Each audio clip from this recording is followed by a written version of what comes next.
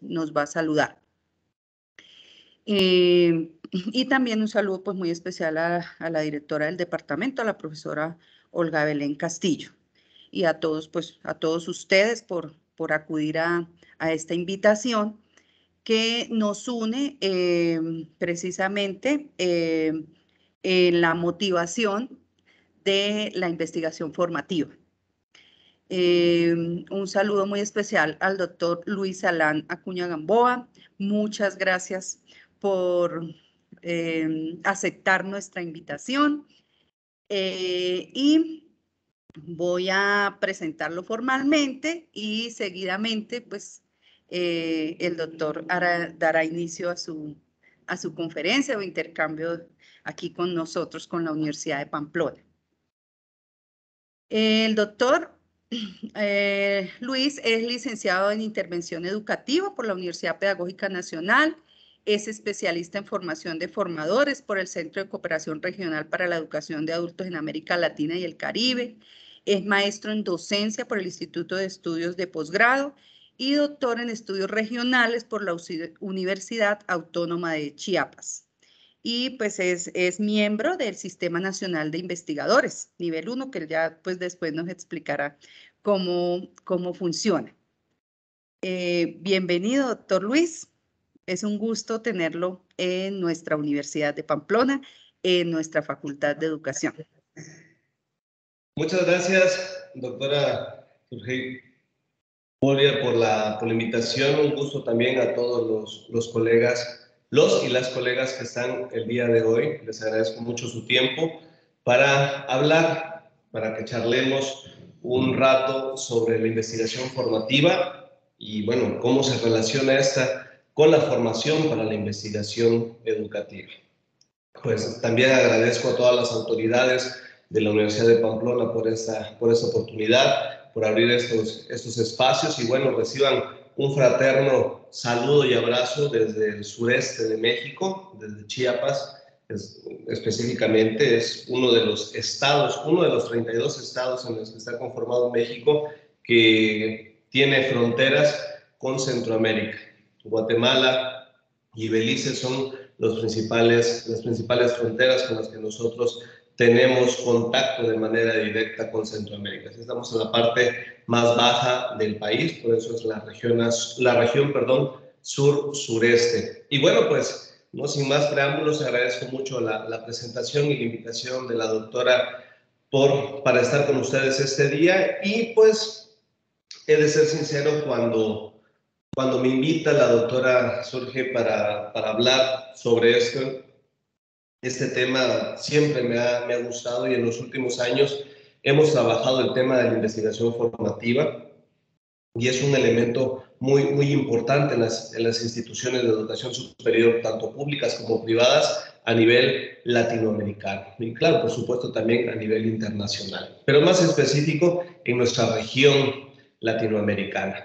Pues agradezco también al ingeniero que nos va a apoyar y le pedí de favor si me puede compartir la siguiente diapositiva. Muchas gracias, ingeniero, le agradezco mucho. En este caso, antes de iniciar, colegas, solamente un comentario para que ustedes lo consideren. A lo largo de la presentación, pues he de citar trabajos relacionados con la temática. Aquellos que están disponibles en la internet, pues ustedes podrán tener acceso a los extensos, es decir, muchos son documentos, artículos, libros, los cuales van a poder tener acceso solamente activando la cámara de su smartphone, de su teléfono, y dejándola unos segundos en el código QR y les va a llegar la información de manera directa. Así es que en este caso ustedes van a poder tener acceso a esta información y pues guardarla y obviamente no leerla, discutirla para seguir ahondando en la temática. La siguiente, por favor. En este caso, pues me considero, que son tres aspectos fundamentales los que quiero abordar con ustedes también para no abusar del tiempo que me facilitan. Pues la estructura en términos generales sería, en un primer momento, hablar de la investigación formativa, qué es y para qué sirve, ¿no? Esa gran pregunta, porque vamos a ver más adelante que muchas veces se tiende a confundir la investigación formativa con la investigación científica. Vamos a ver cuáles son los campos que no las separan, pero de una u otra forma las diferencian. En un segundo momento me gustaría hablar con ustedes de la investigación, los investigadores educativos. Obviamente ya quiero centrar en este caso, en la manera más específica, pues hablar de manera muy precisa y muy puntual de quiénes son los investigadores educativos y cómo se forman y qué relación guarda la investigación formativa con la conformación de nuevos bloques de investigadoras e investigadores en el campo de la educación. Para que al finalizar, me gustaría hablar con ustedes de la formación para la investigación educativa en estos tiempos de incertidumbre. En verdad vale la pena apostar para la conformación de nuevos bloques de investigadoras, de investigadores educativos en nuestra región latinoamericana, pues eso es lo que quiero ahondar con ustedes en estos tres momentos, si me lo permite. Pues vamos a iniciar, ¿no? Por favor, ingeniero, la siguiente. Muy amable, muchas gracias. El primer punto, la investigación formativa. ¿Qué es y para qué sirve? Cuando nosotros analizamos el concepto de investigación, de una u otra manera, en el campo de la educación formal, nos lleva a las instituciones de educación superior. La Universidad de Pamplona, la Universidad Autónoma de Chiapas, la Universidad Nacional Autónoma de México, muchas otras, ¿no? Muchas otras universidades de Colombia y de muchos países. Siempre cuando hablamos de investigación, nosotros esbozamos en nuestra mente la infraestructura de cualquier institución de educación superior, pública y privada. ¿Por qué es que nosotros evocamos esta idea de investigación dentro de los escenarios educativos universitarios? En primer lugar, porque la investigación es la savia de la universidad. ¿Qué queremos decir con eso? Nosotros no podemos concebir el concepto de universidad, el concepto de institución de educación superior, si ésta no genera conocimiento de alto nivel. Y acá nosotros entraríamos en un análisis bastante importante. De hecho, pues solamente a guisa de comentario, pues me gustaría hacer algunas precisiones respecto a que a nivel mundial, pero sobre todo, y vuelvo, yo siempre hablo mucho de la región latinoamericana, pues en nuestros contextos, colegas, hay evaluaciones periódicas que se hacen de la producción del conocimiento científico que cada uno de nuestros países desarrolla en pro del conocimiento a nivel mundial. Y eso es algo muy importante, colegas. ¿Por qué? Porque si nosotros no tenemos claro en qué lugar estamos en cuestión de producción de conocimiento, no tenemos estos parámetros para mejorar el campo de la investigación, el campo de la producción del conocimiento, que de una u otra forma son inherentes, es decir, no se pueden separar. No puede existir conocimiento científico de alto nivel si nosotros no realizamos investigación en nuestras instituciones. México, digo, hablando de estos contextos, en el año 2018, la Organización para la Cooperación y el Desarrollo Económicos, mejor conocido como la OCDE, o hay quienes le llaman la OCDE, ya lo dijo el organismo internacional, cualquiera de las dos definiciones o de las dos siglas son correctas. La OCDE publica cada determinado tiempo el ranking latinoamericano en materia de producción de conocimiento científico. Y en este caso, pues el último ranking o el último corte que tuvo esta evaluación fue en el año 2018. México es el segundo país en Latinoamérica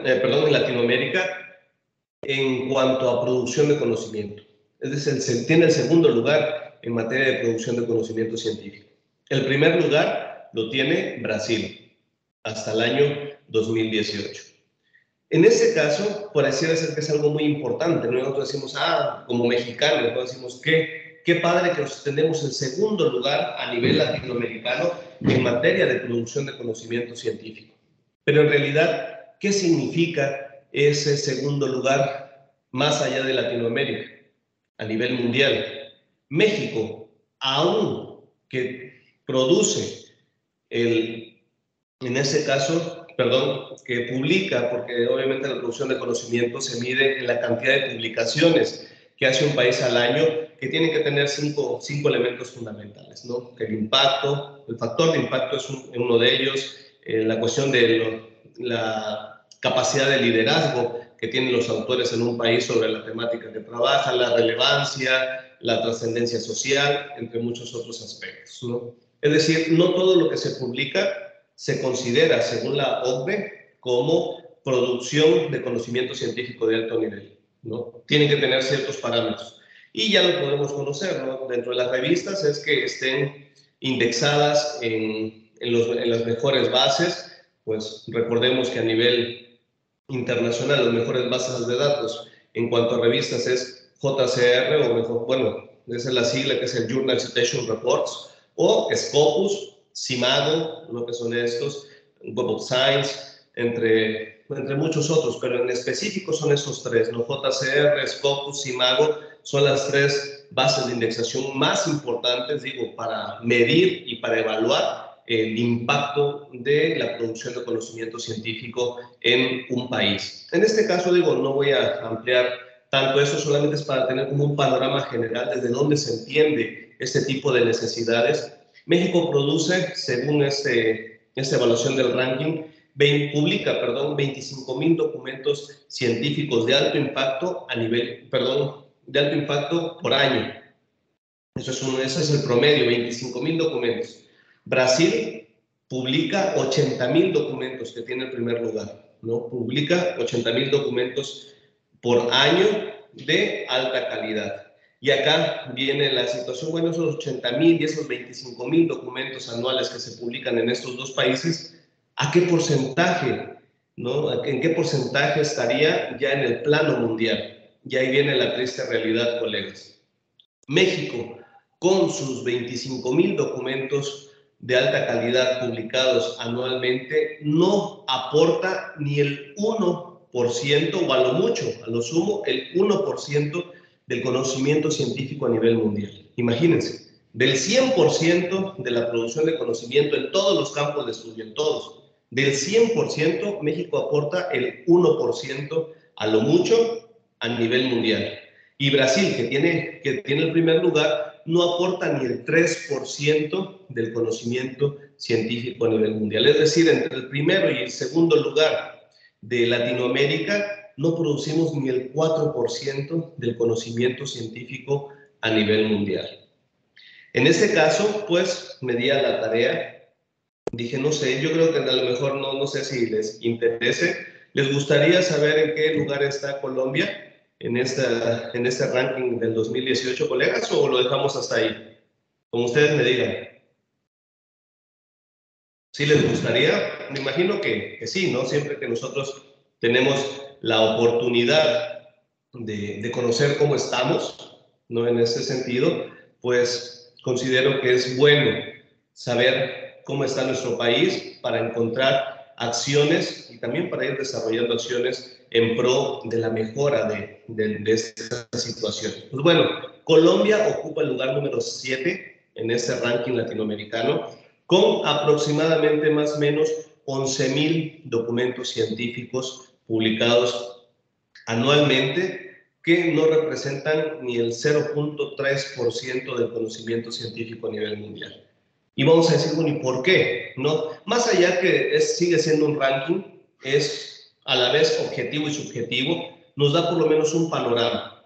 Y esta situación es muy importante para entender y traer a colación del por qué es importante la investigación en nuestras universidades. Además de que es la savia de la universidad, es decir, esto que nos permite generar conocimiento científico de alto nivel, está ligada la investigación, está ligada en todo momento con la actividad docente universitaria. ¿Por qué? Porque el objetivo primario de todo profesor universitario es aumentar el saber o el conocimiento superior antes que difundirlo. Lo que nosotros debemos de buscar como docentes universitarios es incrementar el conocimiento científico en el campo en el cual nosotros nos desempeñamos, antes que quererlo difundir. Eso es un elemento fundamental. Entonces, si lo vemos desde esta perspectiva, el docente universitario está obligado a incentivar la investigación en el contexto escolar y en el contexto aula. Recordemos que lo que busca un profesor y una profesora universitaria es incrementar el conocimiento, ¿no? Eso es lo que nosotros estamos buscando, incrementar el conocimiento antes de publicarlo. ¿Qué significa esto? ¿Cómo nosotros podemos incrementar el conocimiento antes de publicarlo? Obviamente con nuestros estudiantes. Ese es el meollo del asunto. Ahí entra en juego la investigación formativa, colegas. Ahí es cuando hablamos, cuando hablamos más allá de la publicación, más allá de ese paper, ¿no? Como dicen en muchos países latinoamericanos, más allá de ese artículo científico que, digo, es cierto, a ninguno de nosotros nos incomoda, bueno, por lo menos yo quiero pensar eso, a ninguno de nosotros nos incomoda el hecho de ver nuestro nombre en un artículo que ya está publicado a nivel nacional o internacional. A nadie le incomoda. Pero claro, no es solamente por una cuestión de vanidad académica o de egos, ¿no? De egos intelectuales, sino que te da la oportunidad de debatir con otras personas a nivel mundial que también abordan tu tema, pues tus ideas, tus conclusiones, tus hallazgos de las investigaciones, y eso es importante. Solamente así se desarrolla el conocimiento, en la crítica, en el diálogo, en el debate abierto y plural, como es este espacio. La siguiente, por favor.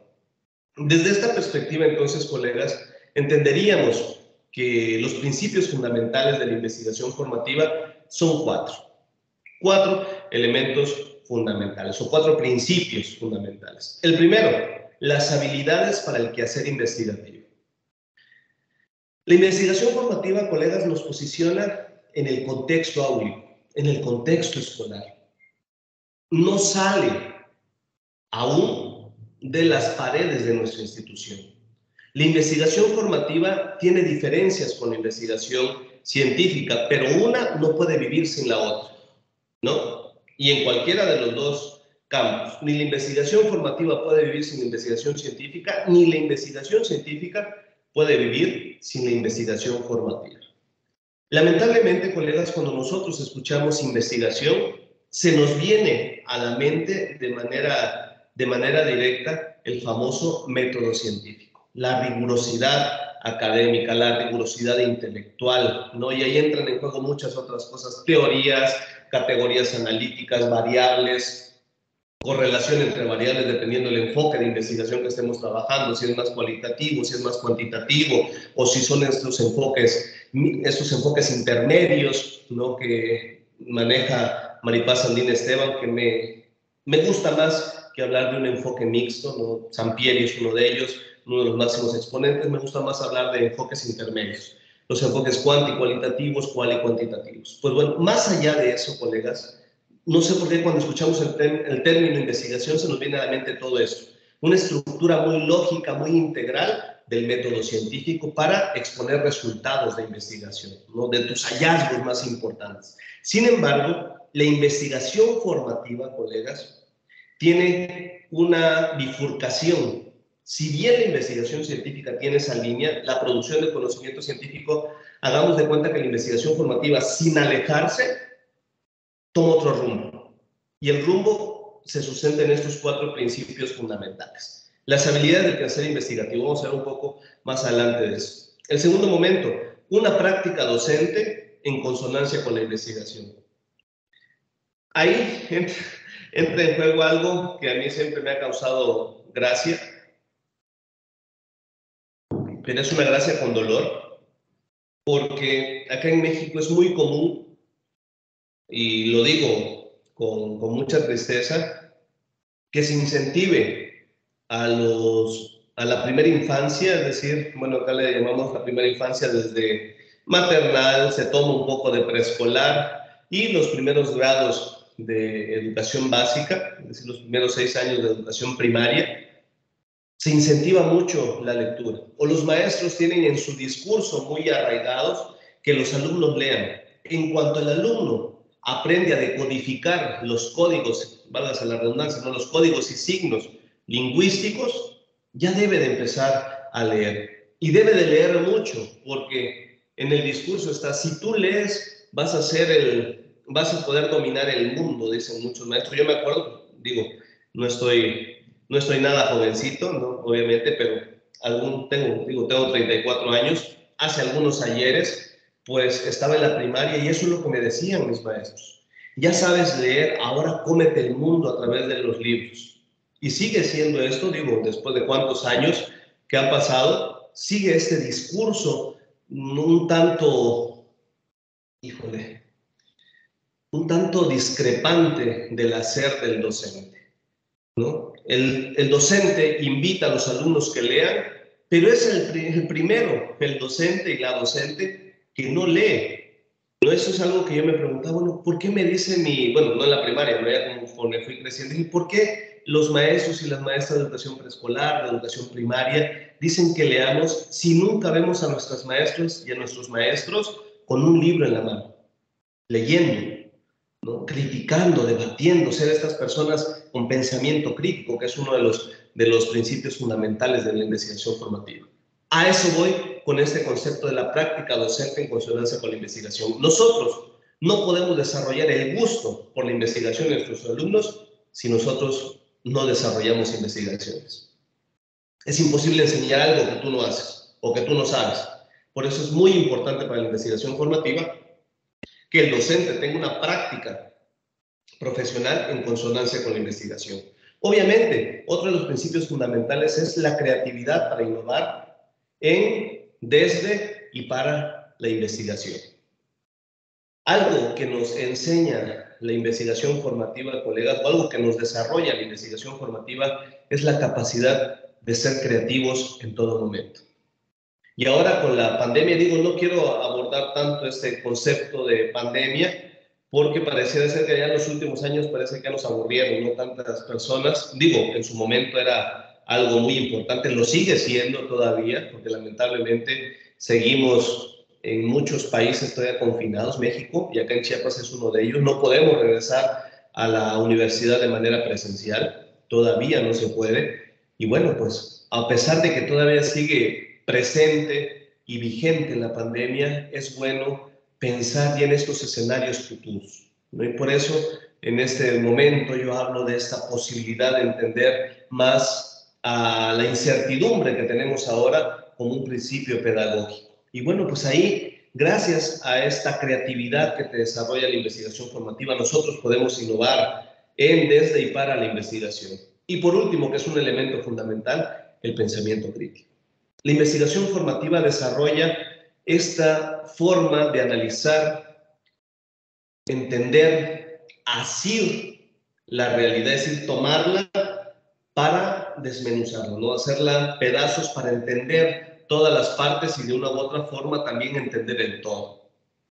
Esta situación del pensamiento crítico es un elemento fundamental a la luz de que lamentablemente en las nuevas generaciones, bueno, hay cambios, ¿no? Están existiendo cambios muy importantes a nivel mundial, ya lo dijera Klaus Schwab. Al 2030, lo que nosotros conocemos como universidad hoy, bueno, eso lo dijo en 2016, va a cambiar totalmente.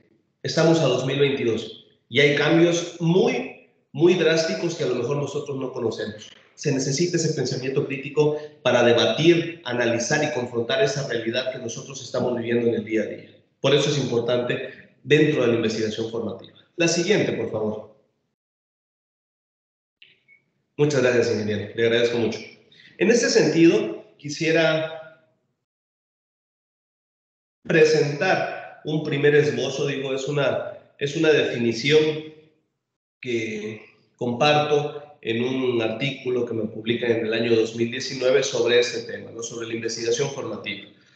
Y bueno, pues en este caso considero a título personal que la investigación formativa es un principio pedagógico fundamental. Lo aclaro, es un principio pedagógico fundamental dentro de la docencia universitaria, ¿no? En este caso, donde la práctica educativa, esto que llamamos el quehacer docente o la praxis didáctica que le denominan en muchos países latinoamericanos, debe de cambiar o debe de evolucionar de una práctica docente aislada o alejada de la investigación por una enseñanza para la investigación. Muchas veces, cuando nosotros estamos dando una clase, no sé, estamos tomando, ¿no? En muchos países le llaman un sílabo, estamos estructurando nuestro sílabo, o estamos también analizando, reflexionando esto que nosotros llamamos secuencia didáctica acá en México, es decir, ¿qué vamos a hacer para que nuestros estudiantes aprendan? Muchas veces, consciente o inconscientemente, desafanamos la enseñanza para la investigación. Es decir, nos enfocamos muy de lleno a abordar los contenidos, pero sin esta mirada que debería de tener, de también empezar a generar el gusto por la investigación. En este caso, lo que se busca con esta enseñanza y la investigación es que se alineen todos los procesos educativos de manera bidireccional, es decir, del docente hacia los alumnos y de las y los alumnos hacia el docente, en un proceso de enseñanza-aprendizaje en la docencia investigativa. En otras palabras, colegas, ¿qué es la investigación formativa? Es desarrollar el gusto, el interés y sobre todo la pasión para y por la investigación del docente hacia sus estudiantes. Y hay una retribución de los estudiantes hacia los docentes. A ver, desde esta perspectiva, colegas, la investigación formativa es un reto muy grande que tienen las instituciones de educación superior a nivel internacional. ¿Por qué? Nos es claro, lamentablemente, colegas, que, y bueno, digo, no generalizo, por supuesto, jamás podremos generalizar ninguna idea, ¿no? Pero es altamente probable, por las evidencias que se ven, que las generaciones más jóvenes que ya están ingresando a los contextos universitarios están más desafanadas de la investigación que las generaciones que les antecedieron, las nuestras, digo, o más atrás todavía. ¿Por qué, colegas? Vivimos en un mundo donde la tecnología avanza a pasos agigantados. Y van a decir, bueno, oye, Alan, tranquilo, ¿qué tiene que ver la tecnología con la enseñanza para la investigación? Ok, todo lo que rige el mundo hoy día son dos elementos fundamentales y lo dice Klaus Schwab. Klaus Schwab decía, hasta antes del año 2013, el mundo tenía padre y era la economía. Era el padre del mundo, la economía. Por eso los países más poderosos económicamente son los más fuertes y los que de una u otra forma dominan o mantienen el liderazgo a nivel mundial. No vamos a decir nombres, nosotros los conocemos. Los países más poderosos económicamente son los que tienen mayor injerencia en el mundo. Perfecto. Eso dijo Klaus Schwab. Antes del 2013, la economía era el padre del mundo. Ahora, además de padre, ya también tenemos mamá a nivel mundial. Y la madre del mundo es la tecnología. Estos dos elementos, colegas, lo económico y lo tecnológico, están demarcando cuál es el presente y el futuro de la sociedad del siglo XXI. Si no me lo creen, esa es la idea. Revisen un concepto, colegas, si no lo han escuchado nunca y si nunca lo han revisado, los invito a revisar. Se llama la Cuarta Revolución Industrial. Desde el año 2013 estamos posicionados en la Cuarta Revolución Industrial, que está cambiando drásticamente todo lo que entendemos por sociedad, todo lo que entendemos por interrelación, todo lo que entendemos por conocimiento. El conocimiento cada vez es más flexible, es cada vez más volátil. ¿Por qué? Porque obviamente esa es la dinámica del mundo. ¿Ya se dieron cuenta? Los celulares cambian a cada rato, ¿no? Digo, no hay grandes cambios, lo están haciendo evoluciones, están haciendo otro tipo de cosas. ¿Qué? Los coches cada año cambian. Ahora las computadoras, ¿no? Antes yo me acuerdo que estaba estudiando en el nivel medio superior, mi computadora me sirvió para iniciar la preparatoria, como decimos en México, y casi terminar la licenciatura. Ahora un equipo de cómputo es obsoleto a los 2 años. ¿Por qué? Porque ya no tiene la misma velocidad, ya hay cosas más nuevas. Lamentablemente, la sociedad es la sociedad de la innovación, de lo novedoso, de lo que es lo más nuevo que nosotros podemos tener. Y lamentablemente las instituciones de educación superior, obviamente dentro de ellas las universidades, no podemos ser ajenos a estos cambios. ¿Por qué? Porque esta misma dinámica social mundial también está cambiando cuál es la perspectiva de la oferta educativa que quieren los nuevos y las nuevas jóvenes del siglo XXI. Lamentablemente, esto cada vez más, esta volatilidad del conocimiento, estos cambios tan drásticos, es decir, no hemos aprendido a utilizar un equipo electrónico y ya salió otro nuevo, esta voracidad o este mare magnum en el cual vive el mundo hace que cada vez los jóvenes se desafanen más de la investigación. Que los jóvenes de ahora quieren las cosas más rápidas, quieren aprender las cosas muy rápidas, sin importar si el proceso está bien o está mal. Simple y sencillamente hacerlo. Y si no, démonos cuenta. Antes eran los videos de YouTube. ¿Se acuerdan ustedes cuando empezó YouTube? Y empezaban los primeros YouTubers. ¿Cómo eran los videos, colegas? Dilataban 20, 25 minutos, media hora, un video de YouTube. Ahora ese formato ya no es así. Ya cada vez vemos menos videos de YouTube. Ahora se están viendo los jóvenes, las y los jóvenes, más videos de TikTok. 1 minuto, minuto y medio, máximo 3 minutos, exagerado. Y ahí, si nos damos cuenta, nosotros somos somos en el sentido, entendiendo como la aldea global, dijera Ulrich Beck, no somos esta localidad, ¿no? Pues somos las sociedades del paso, ¿no? Del estar haciendo esto. La velocidad con la que se mueve nuestro dedo es la velocidad de nuestra atención. Lamentablemente la investigación no puede ir a ese paso. Y la investigación formativa quiere volver a reivindicar el papel del docente, el papel de la universidad en el desarrollo de las nuevas generaciones. La siguiente, por favor, para que no me vaya a pasar de los tiempos. En este sentido, colegas, si ya dijimos que la investigación formativa es esa posibilidad de dejar sembrada la semilla del interés, de la curiosidad por la investigación en nuestras nuevas generaciones, pues no podemos dejar de entender que la investigación científica está ligada con la investigación formativa.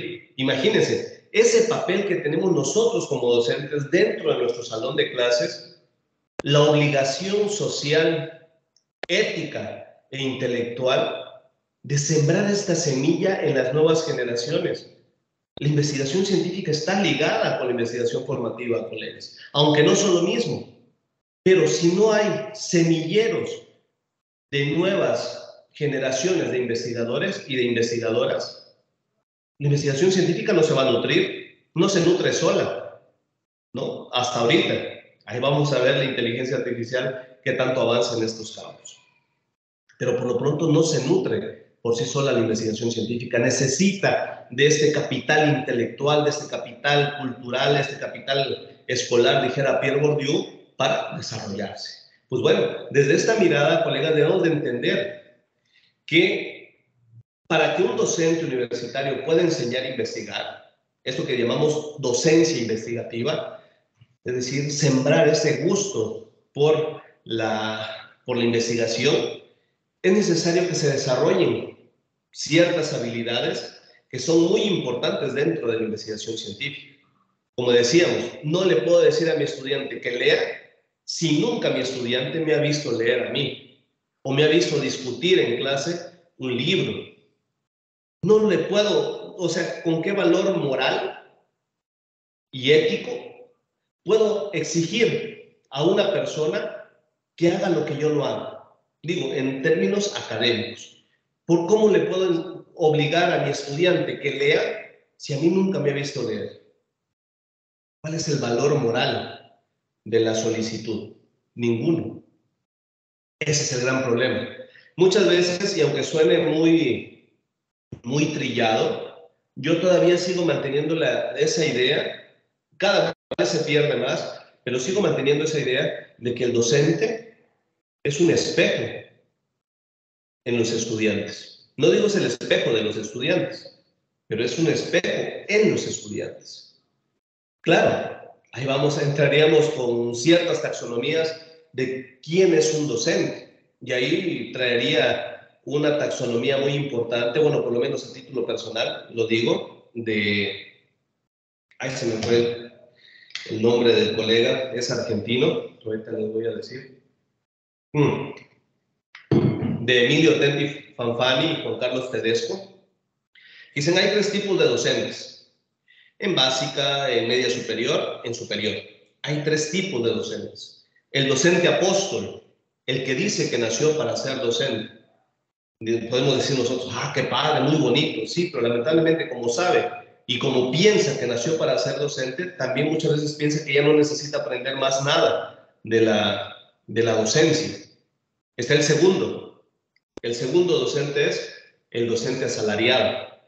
Es aquel que ya no le quedó de otra y dijo, bueno, pues aunque sea para maestro que yo trabaje, es aquel que desarrolla la práctica profesional solamente por la remuneración económica. Claro, yo estoy de acuerdo también con lo que dice Emilio Tenti Fanfani, dice, ok, no digo que el docente tenga que hacer su labor ad honorem, ¿no? Que viva de la gratitud de los estudiantes, ¿no? Por supuesto que sí. Pero si el principio y el final de mi práctica es el recurso económico, ahí estamos mal. Claro, todos necesitamos de ese estímulo económico para seguir haciendo nuestro trabajo. Digo, porque lo necesitamos para vivir y sobrevivir en el día a día. Pero no se refiere a eso, Emilio Tenti Fanfani. Se refiere a que si lo único que tú ves en tu práctica docente es el fin, el principio y el fin económico, ahí estamos mal. Y el tercero, que es el que enarbola mucho Tedesco y Tenti Fanfani, es el docente profesional. El docente profesional que, sabiendo de sus limitaciones y de sus errores, busca en todo momento irlos transformando, ir cambiando ese chip dentro de él y dentro de sus estudiantes. Yo considero que para hablar de investigación formativa necesitamos de estos docentes profesionales que, si bien todos tenemos carencias, todos, absolutamente todas y todos tenemos carencias, no lo sabemos todo. Estamos con toda la disposición de aprender para que mis estudiantes se vean beneficiados. Este tipo de docente que habla Tenti Fanfani y Juan Carlos Tedesco es lo que se busca en la investigación formativa. Pero para ello, como les decía, no podemos enseñar el gusto de la investigación si nosotros no tenemos desarrollado ese gusto y esa pasión, y sobre todo si no sabemos hacer investigación o si no sabemos desarrollar investigaciones científicas. Y en ese caso es muy importante que nosotros vayamos reflexionando, colegas, cuáles son, en ese sentido, las habilidades más importantes. Y le pediría, por favor, al ingeniero si me puede apoyar con la siguiente lámina, para que nosotros vayamos trabajando en ello. La investigación, los y las investigadoras, o las y los investigadores educativos. ¿Quiénes son y cómo se forman? En este caso, me gustaría ir posicionando ya el campo de la investigación educativa, irla relacionando con todo esto que ya hablamos de la enseñanza para la investigación, de la necesidad de conformar los nuevos bloques de investigadores, nosotros como docentes, dentro de nuestras aulas de clases. Para ello está la investigación formativa. Pero ahora nos vamos a la investigación científica en el campo educativo. ¿Qué es la investigación educativa, colegas? ¿Y por qué es tan importante? Hoy día tenemos, y eso sí lo tengo que retomar, una experiencia dolorosa, muy dolorosa, y yo no me atrevería a decir de la cual hemos aprendido o hemos sacado cosas buenas, porque no es así, ¿no? Cuando un ser humano muere en el mundo por una situación adversa, como es una pandemia, no podemos decir que rescatamos algo bueno. Jamás, con una sola persona. Y acá no estamos hablando de una, estamos hablando de millones de personas que lamentablemente han fallecido a nivel mundial por la pandemia. Bueno, que allá Richard Horton dice que es una sindemia, no es una pandemia, por la COVID-19.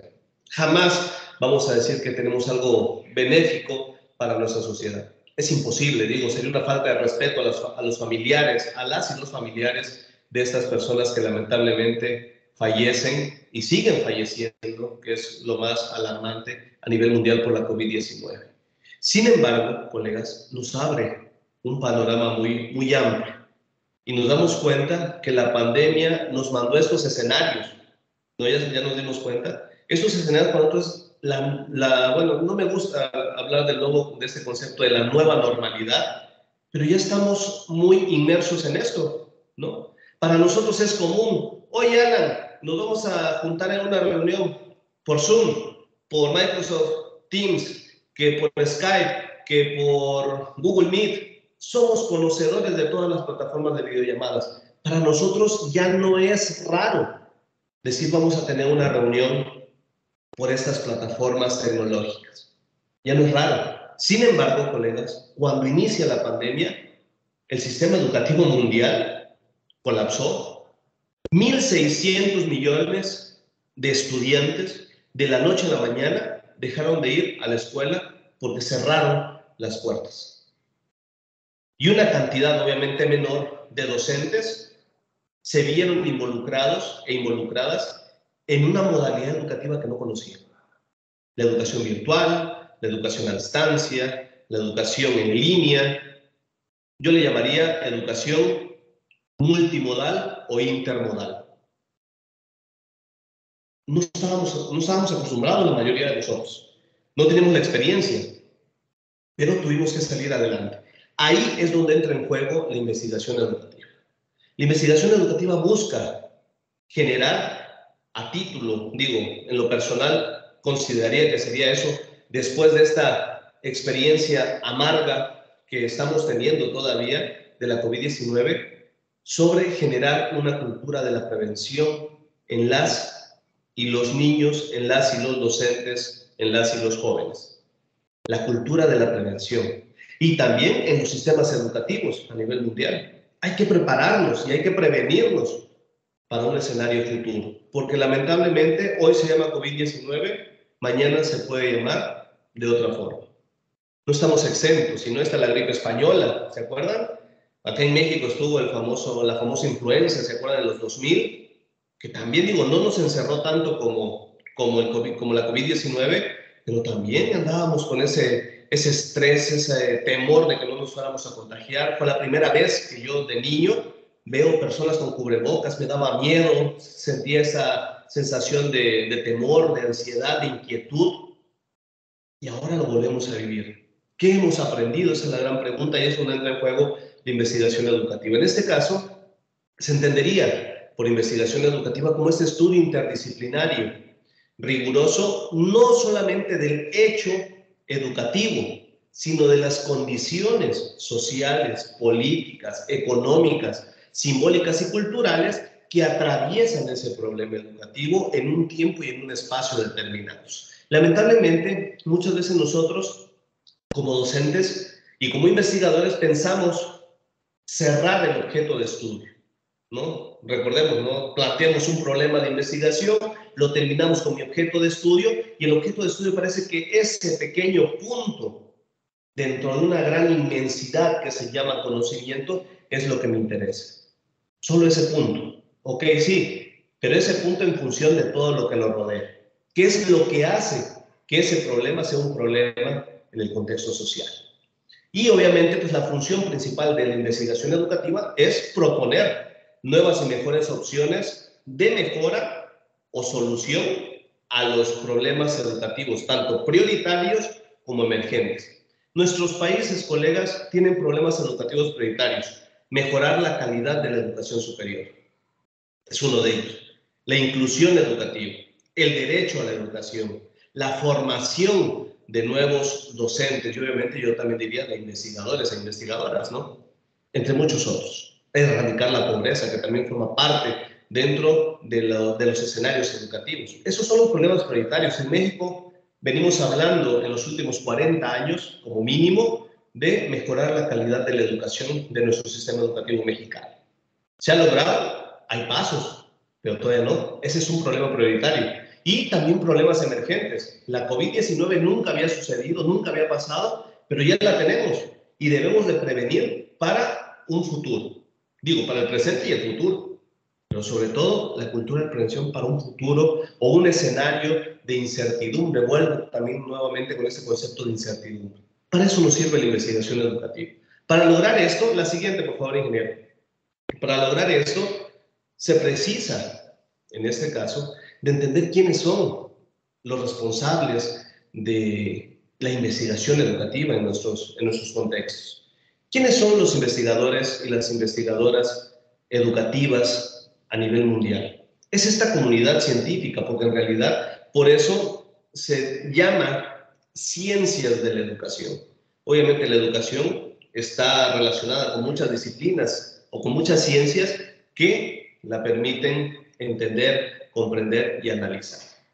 Desde esta mirada, esta comunidad científica circunscribe, es decir, tiene como ejercicio profesional el análisis de la realidad o las realidades sociales que le son propias, con la finalidad de incidir de manera significativa en la mejora o solución de problemas educativos regionales. Es decir, lo primero que tienen que hacer las y los investigadores educativos es tratar de mejorar o solucionar los problemas que son más cercanos a su contexto de acción. Es decir, ¿qué estamos haciendo como investigadoras e investigadores educativos de la Universidad de Pamplona para solventar o solucionar, o cuando menos mejorar, los problemas educativos que aquejan a esta zona? ¿No? De nuevo Santander, si no mal recuerdo, me decía la doctora en su momento cuando tuvimos una charla. ¿Qué estamos haciendo para mejorar esta situación educativa de nuestras niñas, nuestros niños, jóvenes y adultos también? No hay educación para adultos, educación para la vida, educación para la paz, son los nuevos conceptos. Bueno, ¿qué estamos haciendo nosotros en lo específico, en lo regional? Solucionar primero estos problemas in situ que encontramos en nuestro día a día. Y obviamente también hablar después de solucionar problemas o mejorarlos de amplio espectro, es decir, cuáles son los grandes problemas educativos a nivel latinoamericano, a nivel mundial. Claro, todo esto desde los preceptos de la ética y la justicia social para todos. Ahí está el primer código QR. Como les decía, es muy sencillo, solamente activan su cámara y ustedes pueden posicionarlo. Lamentablemente no lo vamos a poder ver acá, pero le damos un clic y podemos abrir, en este caso, ahí ya les estaría llegando, perdón, no se alcanza a ver, pero ya les va a descargar el documento que se encuentra ahí, miren, para que vean que no es mentira. Ahí está descargando el documento, ¿no? Por si ustedes están interesados en ahondar en la temática, pues ahí está este texto. La siguiente, por favor. Como decíamos, muchas gracias, ingeniero. Como decíamos, es necesario que nosotros desarrollemos ciertas habilidades para el desarrollo de la investigación científica. Hay demasiados modelos que nosotros podíamos ahondar en cómo o cuáles son las habilidades o competencias que debe de tener un investigador y una investigadora educativa. Sin embargo, colegas, hay un modelo que a mí me agrada mucho, que es el modelo LARC, en honor a las siglas del nombre del autor de este modelo, que es Luis Arturo Rivas Tovar. Luis Arturo Rivas Tovar menciona en un artículo que se llama las 9 competencias del investigador, estos 9 escenarios que nosotros debemos de analizar. Vuelvo con esta analogía. No podemos exigir a nuestros alumnos y a nuestras alumnas leer si nosotros no leemos. Jamás vamos a poder sembrar la semilla de la investigación, del interés, de la inquietud en nuestros estudiantes si nosotros no realizamos investigación. Pero para que realicemos investigación, entonces, doctor, para que realicemos investigación, mil disculpas, nuestro señor rector es muy amable, muy cariñoso, me vino a saludar y también. Perdón, ya.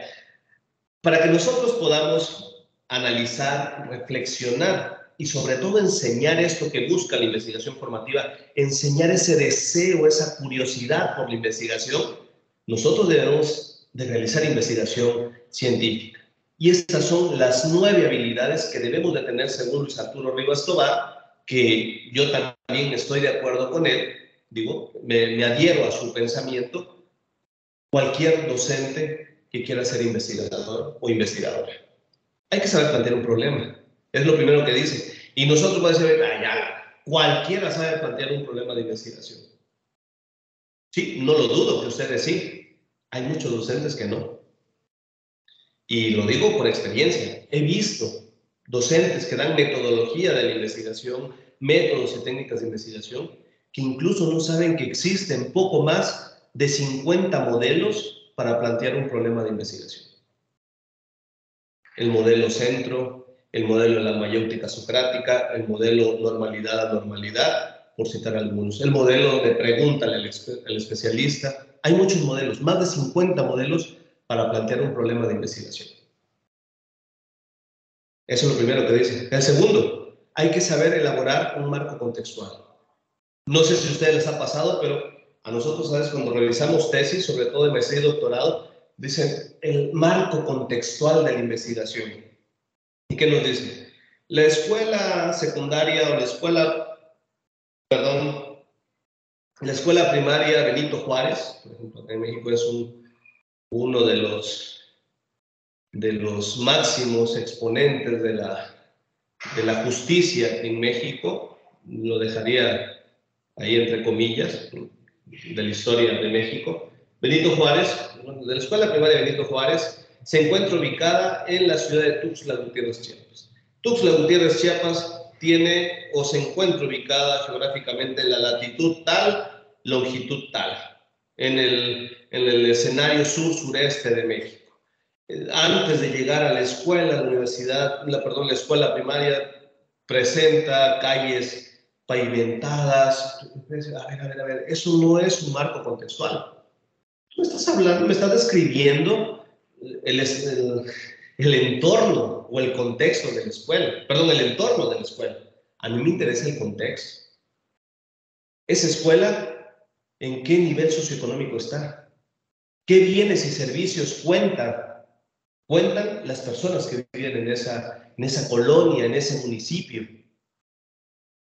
¿A qué se dedican los padres? ¿Cuál es el nivel máximo de estudio o el promedio del nivel máximo de estudio de los padres y madres de familia que tienen a sus niños en esa escuela? Eso es lo importante. El marco contextual es entender condiciones, volvemos, ¿no? Lo que decíamos antes, sociales, políticas, económicas, simbólicas y culturales que atraviesan de una u otra forma el problema educativo que yo quiero analizar. Por ejemplo, si mi objeto de estudio es la deserción escolar en la escuela primaria Benito Juárez, pues tengo que entender todo este contexto, ¿no? Imagínense que los padres tienen como nivel máximo de estudios tercer año de primaria y se ven obligados a que sus hijos también trabajen con ellos para poder llevar el alimento a la casa.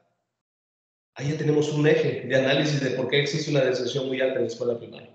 No me sirve la pavimentación, no me sirve que haya árboles, o sea, que me digan que hayan árboles, no me sirve la longitud y la latitud, dónde se encuentra. Me interesa el contexto. ¿Qué es lo que envuelve al problema de estudio? Eso es lo que dice Rivas Tobar. Revisar el estado del arte. Me voy más rápido, colegas, porque si no yo sé que me va a regañar la doctora, así es que me voy a apurar, porque todavía quiero hablar de algunos aspectos más con ustedes. Revisar el estado del arte.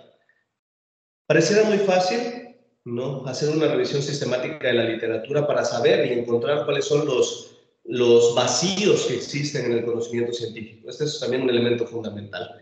Crear y validar instrumentos de recolección de datos también es otra de las habilidades, competencias que debemos de desarrollar. Construir y validar modelos proyectivos, tanto en este caso de corte cualitativo como de corte cuantitativo, dominar técnicas de análisis de datos. Muchas veces he preguntado a los docentes investigadores, digo, bueno, ¿y cuáles son sus técnicas de análisis de datos? Y me dicen, pues no leo toda la información que me llegó y pues ya voy separándola por preguntas y todo eso. Hay técnicas de análisis de datos, técnicas que son mediadas por aplicaciones o softwares, SPSS, JAS para lo cuantitativo, ¿no? Por citar ejemplos, ¿no? Sistema de Información Geográfica, el famoso SIC, perdón, o para lo cualitativo, ATLAS-T, ahorita está Max QDA que viene pegando fuertísimo, muy bueno, o bien también por la vía artesanal, ¿no? La saturación de categorías analíticas, entre muchas otras cosas. Ahí está también. Dominar como una séptima habilidad, competencia, el estilo de la redacción científica. Eso yo digo que está más que explicado por sí solo, ¿no?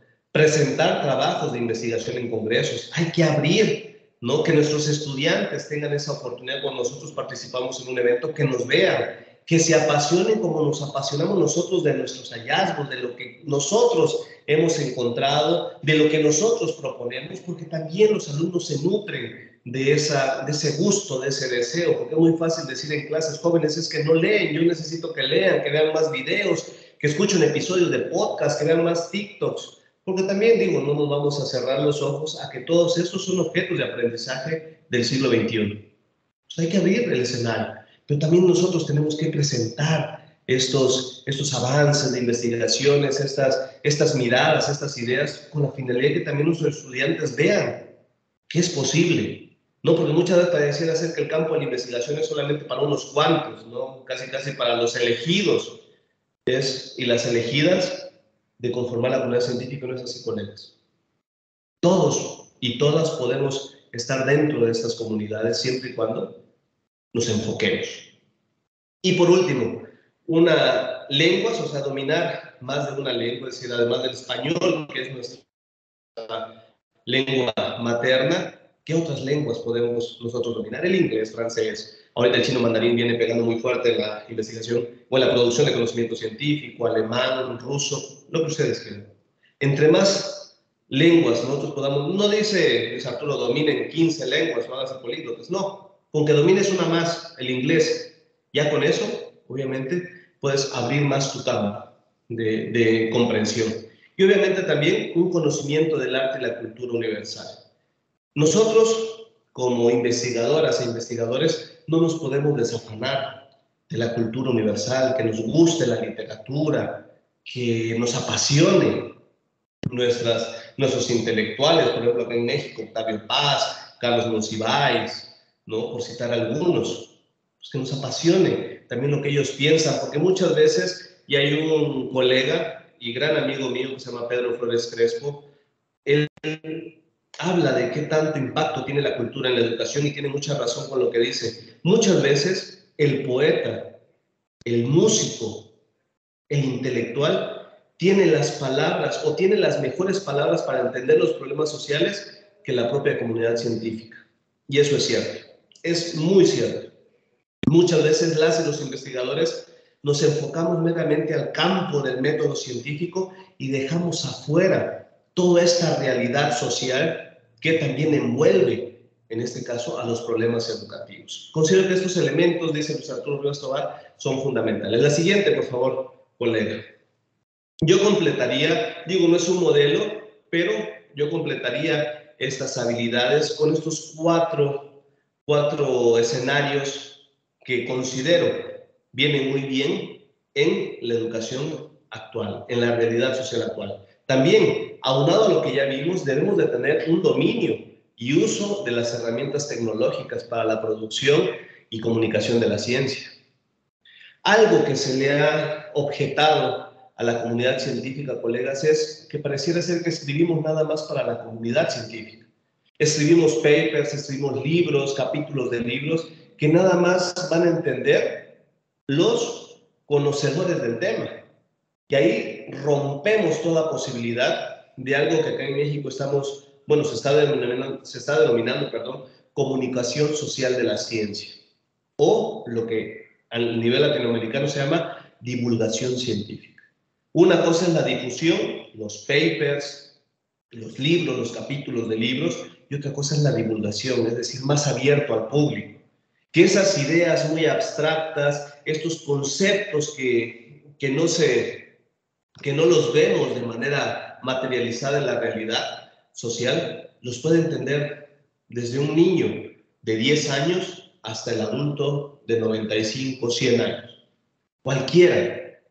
Llevar el conocimiento a toda la sociedad, eso es el gran reto de las y los investigadores científicos ahora en el mundo. los artículos de opinión, es decir, las notas periodísticas. ¿Por qué no grabar episodios, abrir un canal y empezar a grabar episodios de podcast, en un TikTok, decir cuáles son los elementos más importantes de tu investigación? Eso es algo muy importante, colegas. Hay que dominar estas nuevas herramientas tecnológicas del siglo XXI para hacer llegar la ciencia a toda la población y que toda la población se pueda apasionar. Lamentablemente no hay una cultura investigativa en nuestros países, colegas, y eso es algo que debemos de ir trabajando fuerte. Ser garantes y mediadores entre el conocimiento científico y los distintos actores educativos. Lo que les comentaba, llevar el conocimiento científico a todas las personas. Capacidad de creación de ambientes de colaboración o ambientes colaborativos de reflexión desde una postura más abierta a la diversidad de miradas en la educación, algo que sucede en la investigación científica en el plano educativo, y no dudo que en las demás, son esos famosos cotos de poder, ¿no? Donde pareciera ser que ya están muy cerrados estos grupos de investigación y ya no se abren tanto al análisis, a la crítica. Hay que ir rompiendo esos escenarios, hacer de la investigación, del conocimiento científico, una posibilidad más social, más democrática de análisis y de reflexión en los problemas educativos más importantes. Y obviamente también hay que tener un conocimiento pleno, de los ámbitos sobre los que se investiga. Y ahí hablo más de, ya no tanto investigaciones de escritorio, es decir, nosotros como investigadoras e investigadores que queremos desarrollar el interés en nuestros estudiantes a partir de la investigación formativa, debemos de ensuciarnos los zapatos, ¿no? Debemos de ir a las zonas donde están los problemas, entender la cuestión de los problemas para poder tomar una realidad y reflexionar sobre ella. Sí, yo no estoy en desacuerdo, todo lo contrario. La investigación estadística o la estadística nos arroja elementos muy importantes. Por ejemplo, acá en México, el INEGI es una institución gubernamental que nos da mucha luz para entender cómo se está moviendo México en materia social, en materia económica, en materia política, en materia educativa. Pero también, además de esos datos estadísticos duros, hay que conocer el sentir y el pensar de las personas que viven estos problemas. Hay que ensuciarnos los zapatos. Digamos, acá en México hay que llenar de lodo la suela de nuestros zapatos. Hay que ir donde están los problemas. La siguiente, por favor. Para ahondar en el tema, pues acá les dejo 2 códigos QR, colegas. Doctora, con toda confianza, si ya estoy abusando del tiempo, ustedes No tengan que no se preocupe, está bien. Muchas gracias, muchas gracias. No voy a ir más rápido para no abusar. Muchas gracias. Tranquilo. Gracias, doctora. La siguiente, por favor, ingeniero. Muy amable. Quiero abordar el tercer y último punto que les decía de esta charla, colegas, sobre la formación para la investigación educativa en estos tiempos de incertidumbre, ¿no? Vale la pena apostar por esto. Y hay algo que casi en todas las presentaciones, independientemente del tema que yo vaya a abordar, si es formación para la investigación, si es investigación formativa, si es tecnologías aplicadas a la educación, si es calidad de la educación, el tema que sea, retos de la formación docente en tiempos de pandemia, lo que sea, siempre me gusta retomar este punto. ¿Por qué? Porque nos posiciona ante una realidad social, colegas, que muchas veces a lo mejor nosotros desconocemos. Y es algo que yo he denominado datos alarmantes para el análisis, ¿no? Para los siguientes años, colegas, sobre todo a 2030, lo que les decía, se espera que la cuarta revolución industrial, de la que les comentaba que hay que investigar qué es, ¿no? a qué se enfoca, dijeran los especialistas de la investigación formativa, tú siembras la semilla de la curiosidad y veremos si esta germina cuando las personas que te escuchan van a investigar qué diablos es eso de la investigación formativa, qué diablos es eso de la cuarta revolución industrial. Ahí está el reto, colegas. Ahí está el reto. Se espera que para los siguientes años se pierdan, colegas, o se generen 7 millones de nuevos desempleos a nivel mundial, aunados a los que ya existen. 7 millones de nuevos desempleados, como producto de la implementación de la inteligencia artificial y la digitalización de los procesos. Y podríamos preguntar, no, pero bueno, esta es una posibilidad futura en el campo educativo. Y la verdad es que no. Y acá hay 3 tres ejemplos claros de cómo estamos ahora en materia educativa y de cuarta revolución industrial. La inteligencia artificial está tomando cada vez más terreno, o está ganando cada vez más terreno en comparación con el docente humano. Y quisiera hablarles de tres aspectos o de tres ejemplos rápidos, no me voy a detener mucho, pero que sí vale la pena analizar. Los docentes del Gaokao. El Gaokao, colegas, es el examen más difícil del mundo. El más difícil de todos, ¿no? El segundo más difícil es el que nosotros seguramente presentamos a nuestros estudiantes en la Universidad de Pamplona, es el segundo más difícil, pero el primero es el Gaokao. El Gaokao es el examen de admisión a la educación superior en China, colegas. ¿Y por qué es tan difícil el examen? Porque llegan millones de personas, no solamente lo presentan las personas del país, o sea, que sean originarias del país, sino que llegan personas de todo el mundo. Millones de personas anualmente llegan a presentar el examen del Gaokao. ¿Por qué? No sería la pregunta, bueno, ¿por qué tanto interés en China? Porque aquella persona o aquella joven que ingresa al sistema educativo universitario en China tiene asegurada su vida laboral cuando termina, muy bien remunerada con base en lo que estudia. Es decir, se garantiza una estabilidad laboral. ¿Por qué? Porque el propio Estado contrata a estas personas que se están formando. Y por eso es muy difícil. No cosa que nuestros países muchas veces terminan nuestros estudiantes y llegan al mercado laboral con incertidumbre de si van a tener o no un trabajo bien remunerado, sobre todo en el campo en el que ellos se formaron. Ese es uno de los grandes retos. Pues en China esto no pasa. Jamás pasa. Te insertas al mercado laboral en el campo donde tú te formaste con estímulos económicos bien remunerados por lo que tú haces. Por eso es muy importante, y esto es independientemente si eres chino, si eres china o si eres de otro país. Si tú ingresas al sistema educativo chino y terminas en tiempo y forma y de manera adecuada tus estudios, tienes garantizado tu trabajo. Ahí no hay vuelta atrás. ¿Y qué pasa? Obviamente, con este tipo de rigurosidades en los exámenes, hasta antes del año 2016, muchos docentes humanos, especialistas en el Gaokao, ofrecían sus servicios para que aquellos estudiantes que iban a ingresar o que querían presentar el examen en el Gaokao tuvieran mayores posibilidades de aprobarlo.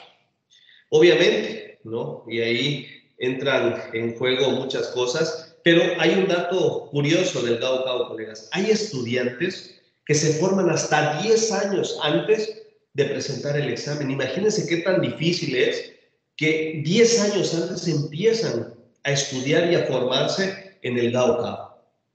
Y ahí los docentes humanos pues eran los que daban asesorías personalizadas, entre muchas otras cosas. ¿Qué pasó en el año 2016, colegas? China instaura, o bueno, mejor dicho, implementa una plataforma educativa para que aquellos estudiantes foráneos, es decir, extranjeros, pudieran también tener esta opción de contar con un proceso formativo previo a la evaluación del Gaokao. Y obviamente pues, los jóvenes se inscribían, no tenían este curso, ¿no?, de inducción para el examen del Gaokao, y ellos se sentían fascinados, pues en plataforma, ya no tenían que viajar a China de vez en vez para estar con los docentes humanos, todo estaba en plataforma. ¿Y qué pasó? Oh, sorpresa, los estudiantes que llevaron el curso de inducción vía plataforma o en línea, salieron mejor o tuvieron más oportunidades de pasar de los que estaban ahí con los docentes humanos. ¿Y qué pasó? En línea no habían docentes. Los estudiantes pensaban que había otra persona detrás de la otra computadora enseñándoles, un maestro o una maestra. Y no era así. Era un programa de inteligencia artificial. Pero ¿qué pasaba, colegas? Cuando el estudiante se desconectaba, obviamente, pues ahí tú tenías que aceptar todos los famosos cookies. No sé si les ha pasado, no entras a una página y dice, pues si quieres navegar bien en esta página, debes de aceptar todos los cookies. Al aceptar los cookies, colegas, nosotros damos la oportunidad de que esa plataforma pueda recuperar información nuestra y también a partir de ciertos programas, como en este caso la inteligencia artificial que trabajaba en la plataforma del Gaokao, pues tuviera acceso a tus redes sociales, a tus mensajes, todo eso, a tus correos electrónicos, con la finalidad de que la inteligencia artificial aprendiera de ti como estudiante qué es lo que más te gustaba o cómo te gustaba aprender más y mejor. Y ahí, haz de cuenta, a medianoche se desconectaba, digo, a medianoche era un decirlo porque dependía mucho de los horarios donde estudiaba en cada lugar. Supónganse que en la noche, obviamente ya el estudiante se va a dormir y todo, y en ese momento, cuando el estudiante se duerme, empieza a trabajar la inteligencia artificial para ver qué post de Facebook vio, qué videos de TikTok, si vio alguna serie en Netflix, en Amazon Prime, o en HBO, o en Star Plus. Es decir, qué es lo que hizo en todo el día. ¿Cómo aprende? ¿Qué es lo que más consume? Y al otro día, cuando estaba la otra actividad, ya tenía recursos pedagógicos con base en lo que le gusta. Tenía un episodio de podcast, si le gusta escuchar más. Pues tenía algunos episodios de alguna serie que se relacionaban con la temática. Imagínense, ¿qué docente puede hacer eso? ¿Qué docente va a esperar que sus alumnos se vayan y todavía que tenga el permiso para entrar a las redes sociales y estar viendo uno por uno qué es lo que le gusta? Porque esto le llegaba a cada estudiante de manera independiente. Tronaron los docentes humanos, ¿verdad? Y vamos a decir, ya, estamos hablando de China, es una potencia mundial, ¿ok? Y está muy alejado de México y de Colombia y de Latinoamérica. Los regreso, los traigo más para acá. Jill Watson y el tecnológico de en Estados Unidos.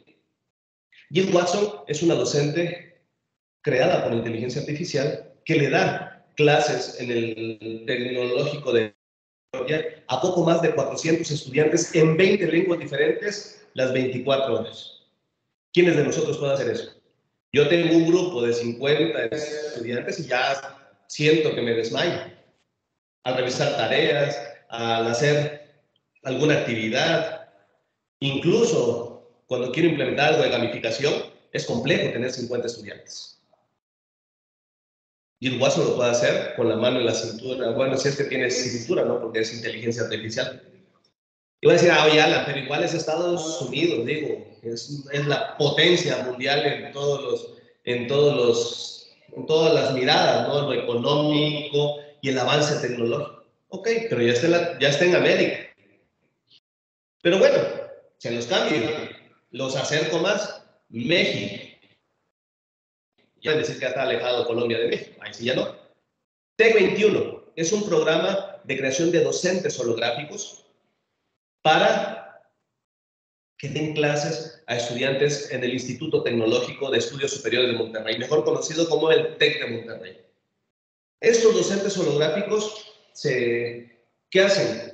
No sé si alguno de ustedes tenga un teléfono de estos, no de esta marca, no me gusta decir marca, pero de esto, que tienen un escáner, seguramente otras marcas también lo tienen. Este escáner, el escáner se llama LIDAR. Ese escáner, colegas, hay cañones o proyectores, ¿no? Con los que utilizamos para nuestras clases, proyectores que tienen estos escáneres. Y lo que hacen es escanear al docente. Convierten al docente humano en un docente holográfico, es un holograma. Y ya solamente, por ejemplo, puedo estar acá en Chiapas, pero podría dar mi clase con mis alumnos acá de manera presencial y estar en la Universidad de Pamplona al mismo tiempo dando la clase con un grupo de la Universidad de Pamplona gracias a este proyector. Ustedes me mirarían y yo los escucharía y ustedes me escucharían en tiempo real. Si alguien de la Universidad de Pamplona, yo tengo una pantalla y si alguien de la Universidad de Pamplona me dice, oye Alan, tengo duda en esto. Yo lo estoy escuchando y ustedes me están viendo con un holograma. Y van a decir, oye, Alan, ¿y eso qué tiene que ver? Mucho. Si yo necesitaba 2 maestros para atender a esos 2 grupos, ahora solamente necesito 1. Y esa, la replicabilidad no es de 2 a 1. Es tener un solo maestro para dar clases en 20 instituciones al mismo tiempo. Dejamos fuera 19 maestros de la noche a la mañana. Fuera, ya no los necesitamos. Recordemos, 7 millones de nuevos desempleos al año 2030.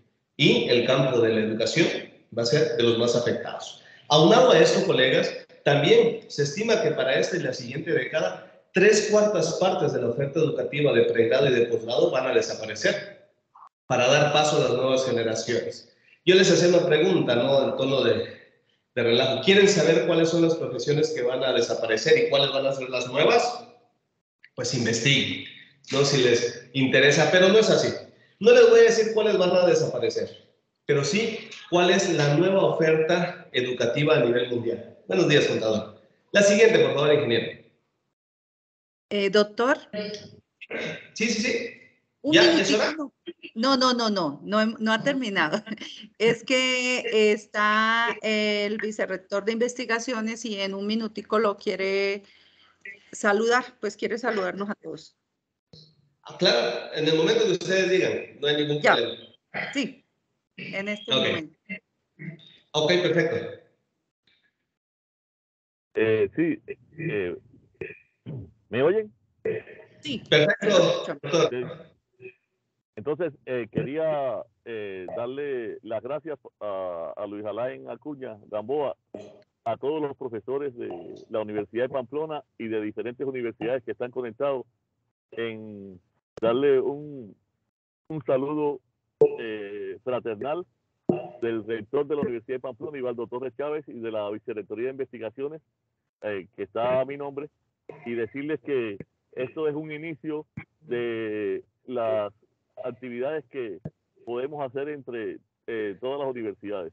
Vemos que el doctor Luis Alain tiene una formación en investigación interesante, muy buena. Veo que tiene varios libros dedicados a la investigación educativa y para nosotros es un honor, doctor, que usted nos esté haciendo este favor y esta conferencia tan interesante que está realizando.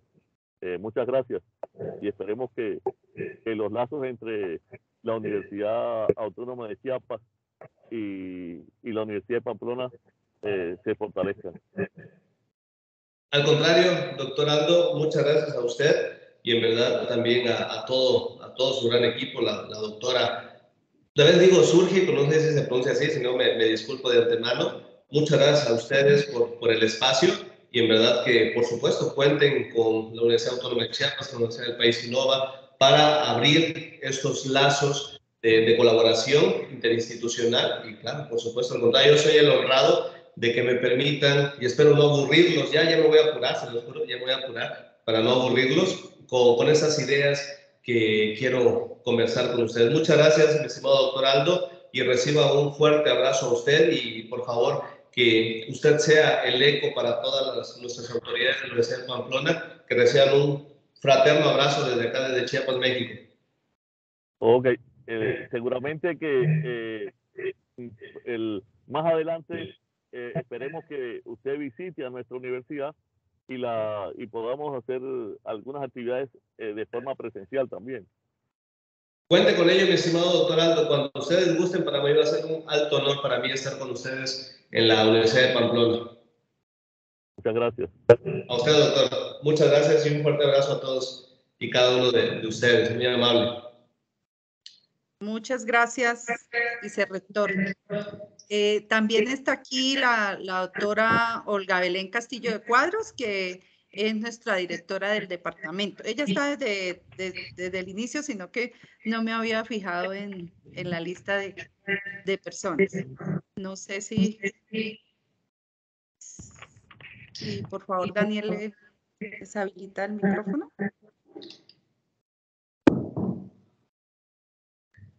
Sí, aló. Buenos días a todos. He estado muy atenta a la compañera Surgey de la conferencia del doctor. Me ha parecido en estos momentos muy alentadora, dado que convence su discurso con el ejercicio de lo que implica la investigación educativa en el contexto real, y entonces siento que es un gran momento para sentir fuerza y confianza de seguir trabajando en a la investigación educativa en nuestros programas y en la Universidad de Pamplona.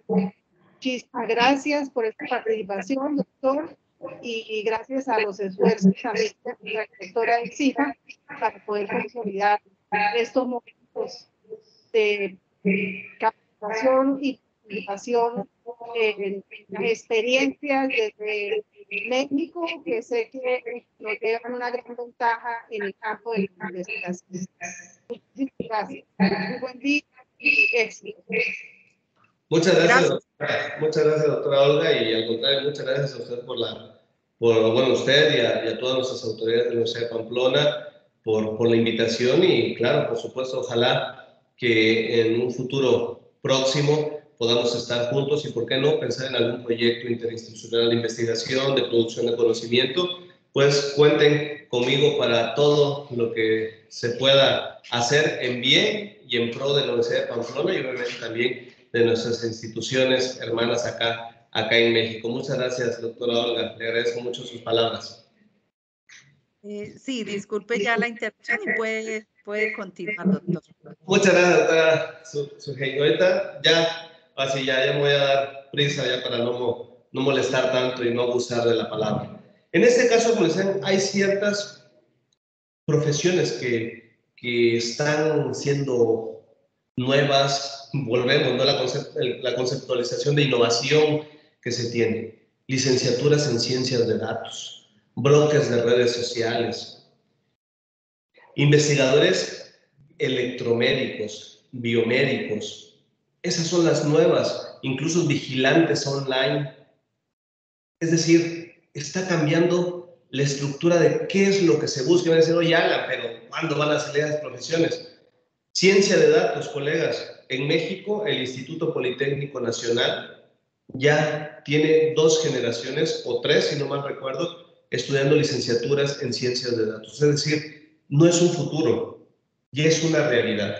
Y acá en Chiapas hay una subsede en una región que se llama Palenque, Chiapas, donde ahí hay una subsede del Instituto Politécnico Nacional, la 3ª o 4ª institución más importante de México, y ya hay chiapanecos y chiapanecas estudiando ciencias de datos, y así muchas otras. Bueno, eso nos posiciona a nosotros en un escenario marcado por esta incertidumbre, ¿no? Y obviamente la COVID-19 viene también a jugar un papel fundamental. ¿Qué es lo que nosotros debemos de pensar y de repensar en nuestro ejercicio de nuestra práctica cotidiana? ¿Cómo sembrar ese interés, esa necesidad, ese gusto por la investigación en nuestras y nuestros estudiantes? Considero que hay 4 elementos fundamentales que hay que ir reflexionando y que los voy a tomar muy rápidos ya para no abusar del tiempo, pero que sí me gustaría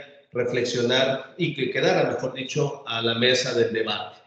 Lo que nos ha enseñado la pandemia o sindemia, no por eso dice pandemia, Richard Orton dice que es una sindemia porque se está mezclando el virus de la COVID-19 con otros virus y está generando virus más mortales, más mortíferos, mejor dicho, y también pues, no deja de haber nuevas cepas que están reconfigurando de nuevo la necesidad de seguir estando confinados. Afortunadamente ya lo han marcado la propia OMS, que ya la tasa o en este caso el índice va a la baja a nivel mundial en cuanto a los contagios y en cuanto a la mortalidad del virus, ¿no? Cada vez hay que seguirnos cuidando, hay que vacunarnos para que pronto podamos estar trabajando ya de manera presencial. Para mí va a ser un honor estar con ustedes.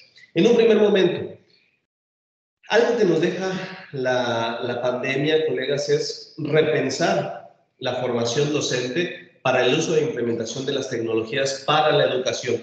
Esto es un concepto, híjole, a mí se me complica decir que ya es obsoleto, pero ya no es actualizado. Sin embargo, lo sigo refiriendo porque a nivel latinoamericano es el concepto que más se utiliza, las TED, ¿no? Que fue en 2017, si no mal recuerdo, sí, 2017, no, perdón, 2013, 2014, fue acuñado por Eugenio Severín del Banco Interamericano del Desarrollo. Sin embargo, les digo, ese es el más común a nivel a nivel latinoamericano cuando hablamos de tecnologías para la educación, las TED, pero ahora hay un nuevo cambio no solamente conceptual, sino del propio paradigma, que son las famosas TCAD, y que son las tecnologías para la información,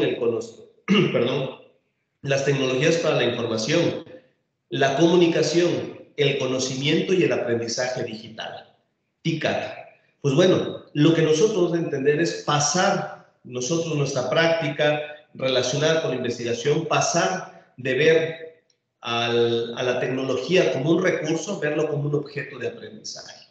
La única forma de que nosotros podamos sembrar esa semilla del interés por la investigación en nuestros estudiantes es hablando el mismo idioma, hablando la misma lengua. Por eso les vuelvo a decir, ¿no? La comunicación social de la ciencia es fundamental hoy día para conformar los nuevos bloques de investigadoras y de investigadores educativos a nivel mundial.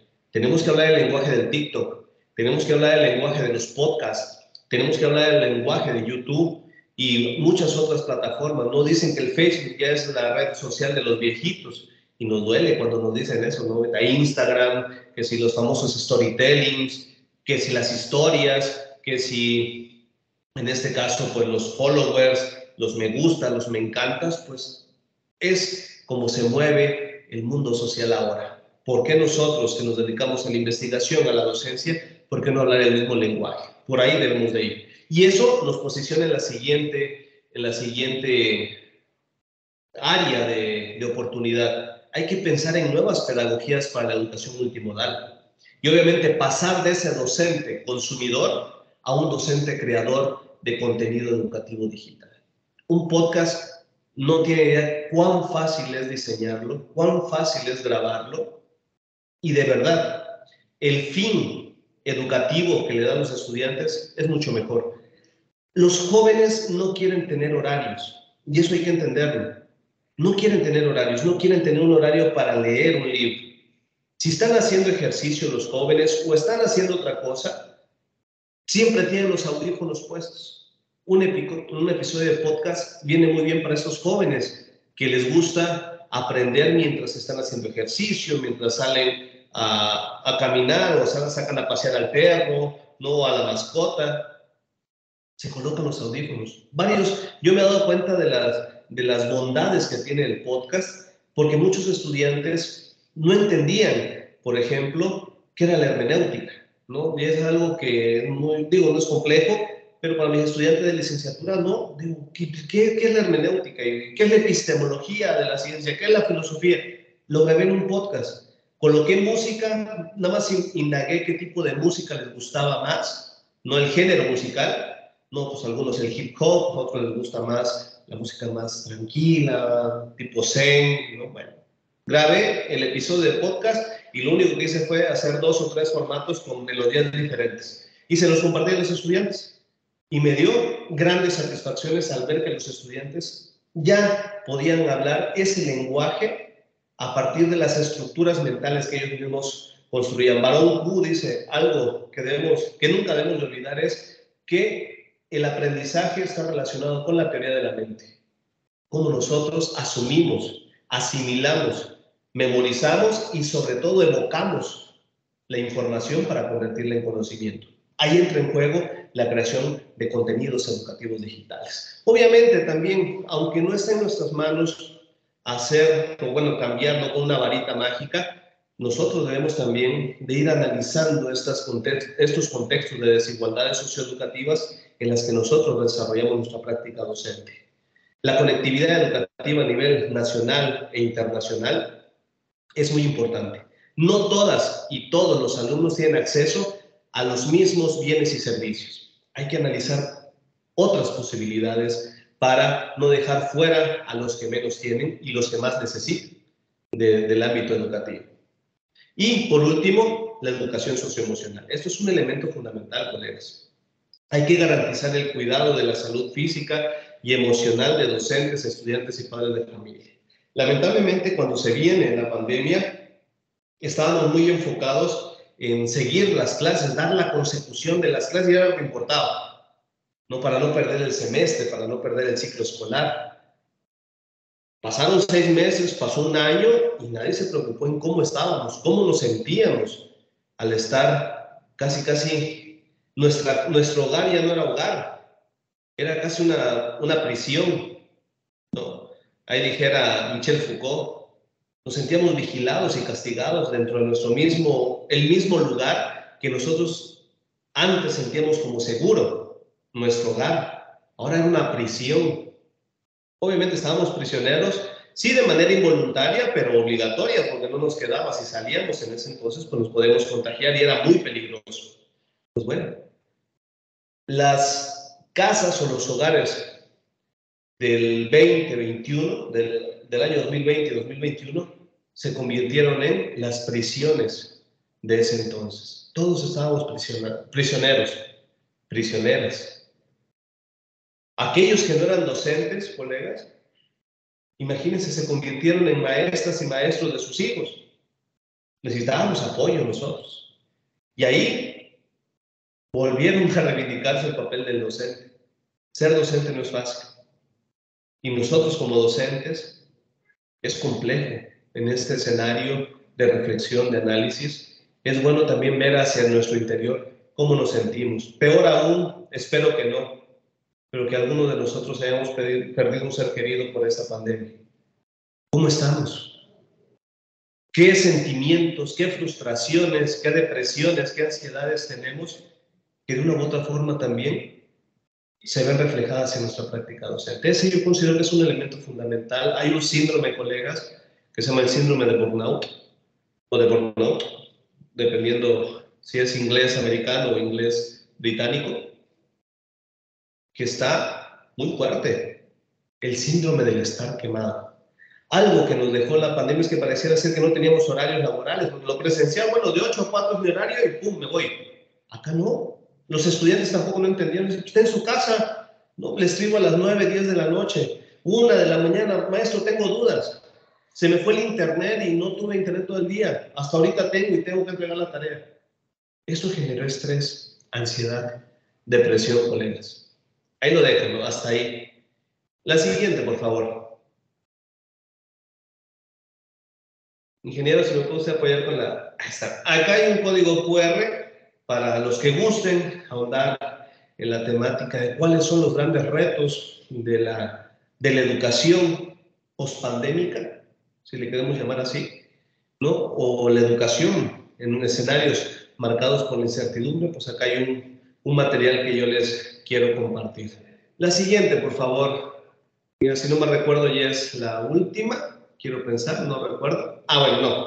En este caso, la investigación educativa en la actualidad tiene diferentes áreas de reflexión, de análisis. Yo les quiero proponer, ¿no?, para el debate, para el análisis, estos son los 6 objetos de estudio más importantes en la actualidad en el campo de la investigación educativa. Como ya dijimos, la formación docente para el uso e implementación de las tecnologías para la educación, las competencias digitales en las sociedades 3.0, ¿no? Incluso ahorita ya se habla de industria 4.0, educación 4.0, creación de ambientes virtuales de aprendizaje, conectividad educativa. Yo hablo en México, digo porque no puedo hablar de Colombia si no conozco la realidad social de Colombia, pero en México es un problema alarmante. La evaluación educativa mediada por inteligencia artificial. Obviamente la inteligencia artificial, a pesar de que lo pudiéramos ver en un primer momento como un enemigo a vencer o una enemiga a vencer, pues debemos de saber que es algo que ya está ahí y no se va a ir. Al contrario, va a evolucionar. ¿Qué vamos a hacer nosotros para evolucionar con ella? Y por último, el Kaizen y el Kaizen.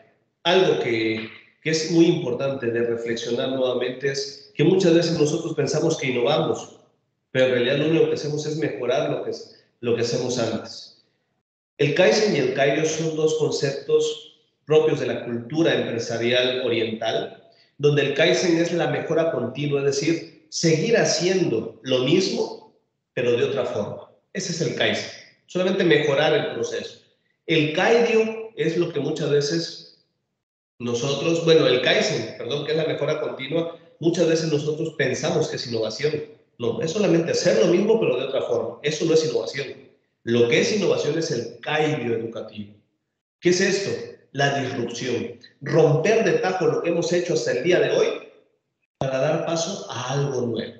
Romper, digo, eso no significa que vamos a romper el tajo y vamos a decir, bueno, ya no vamos a dejar lecturas como objetos de aprendizaje en nuestras clases, ya no vamos a dejar artículos, ya no vamos a dejar, no. También agregar a nuestro escenario otro tipo de objetos de aprendizaje, como les decía, episodios de series. Por ejemplo, si queremos analizar la realidad social y hacia dónde va el futuro de la tecnología en la sociedad, les aconsejo una serie que se llama Black Mirror, está en la plataforma de Netflix, está preciosa. Hay otra, también hay un documental que se llama, no me acuerdo, pues algo así de las redes sociales, pues si quieren ver qué tanto influyen las redes sociales y qué tanto las redes sociales aprenden de nosotros cuando interactuamos con ellas, ahí también está. Digo, hay muchas formas. TikToks, pueden ustedes seguir en TikTok el hashtag, porque obviamente TikTok está más enfocado al ocio, al esparcimiento. Pero hay un hashtag que se llama TikTok for Education, y ahí van a encontrar TikToks que ustedes pueden utilizar para su práctica docente. Es decir, hay que empezarnos también a abrir a esas posibilidades de incorporar nuevos objetos de aprendizaje en nuestro día a día. Claro, eso es incorporar aparte que nosotros también podamos crear contenidos educativos importantes para nuestros estudiantes. La siguiente, por favor, y eso yo considero que sí ya es la última. Quiero pensar que sí. La siguiente, por favor, ingeniero. Muchas gracias. Sí. ¿Vale la pena apostar? Antes, por favor, antes de la... Una anterior, por favor, ingeniero. Ya, por lo menos ya vimos que sí. Ya es la última. Entonces, dice, ¿vale la pena apostar por la formación, para la investigación científica en el campo educativo? Y obviamente la respuesta es, obviamente sí.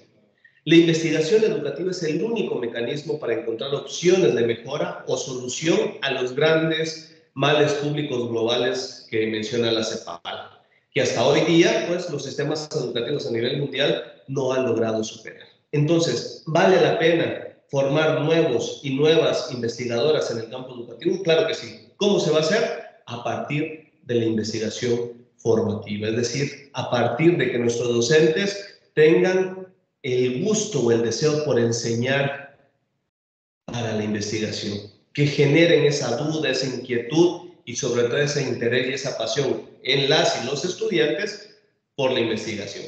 Y ahora sí, pues me despido, muchísimas gracias, la verdad se me fue muy rápido el tiempo, yo creo que abusé, mil disculpas de antemano, y pues les dejo mis datos para si quieren estar en contacto conmigo, pues para mí va a ser un placer muy grande. Y en el código QR pues nos va a llevar de manera directa a mi página oficial de internet para que puedan ustedes tener, siempre lo estamos actualizando. Muchas gracias y también muchas gracias, doctora Surge, por la invitación y a todas nuestras autoridades de la Universidad de Pamplona. Muy amables y muchas gracias.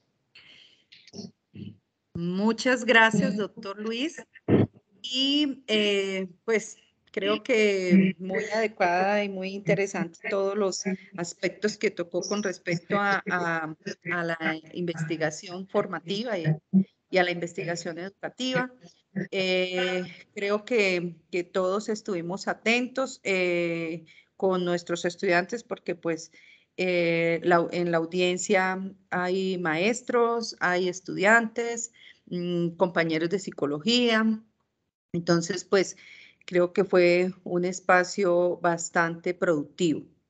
No sé, en este momento, pues si quieren los compañeros, si tienen inquietudes, si quieren comentar algo al doctor. Daniel me colabora, la profesora Yamile, veo que tiene la manita levantada.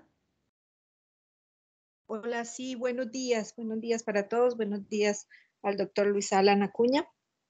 No sé si ya me dieron la palabra, pero bueno, me la voy a tomar. Sí. No, yo solamente quería pues agradecer, digamos, la presentación, el diálogo, la exposición del profesor Alan, porque creo que es retador. Es retador en el sentido de que hay muchos planteamientos de suma importancia y particularmente pues para algunos que nos acercamos a algunas comprensiones que él expuso, pues esto lo que va a ayudarnos es a generar un diálogo también con el profesor. Y yo quisiera, como retomando un poco lo que he escuchado, plantear o reafirmar, tal vez ya el profesor no lo explicó, y es que en tiempos de crisis es necesario acudir a una capacidad o a la capacidad creadora de los seres humanos, ¿no? Yo lo escuchaba y particularmente la innovación es algo que a mí me interesa. Ya voy a hablar un poquito de esto, pero sí estamos en un momento eh, álgido, digamos, que nos reta a crear, ¿no? Y cuando pensamos en la creación, pensamos como en esa posibilidad que tenemos las personas para, desde otros lugares, desde otras miradas, iniciar otros procesos diferentes a los que venimos haciendo, ¿no? Creo que el marco de la pandemia, digamos, ha sido un punto crítico. Ya se advertía a finales del siglo XX unos grandes retos para la educación y efectivamente creo que estamos en un momento de posibilidad para innovar, para crear, para buscar desde otros lugares, desde otras lógicas, nuevos relacionamientos, en este caso diría yo por mi formación, didácticos, ¿no? De trabajo pedagógico.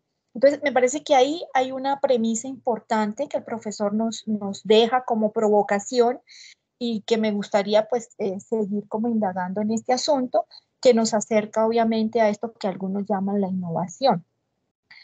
Particularmente la innovación siempre se ha visto como esos procesos de ruptura, ¿no? El profesor habla de la innovación disruptiva, pero también pienso que en sectores como los nuestros, latinoamericanos, donde las brechas educativas todavía persisten y no las hemos podido ir cerrando, otro tipo de innovaciones, y ahí me sumo yo con algunos que sí nos parece que la innovación incremental ayuda, ¿no? Para no siempre pensar que el acto creador tiene que ser tan disruptivo. Claro, tiene que llevarnos allá.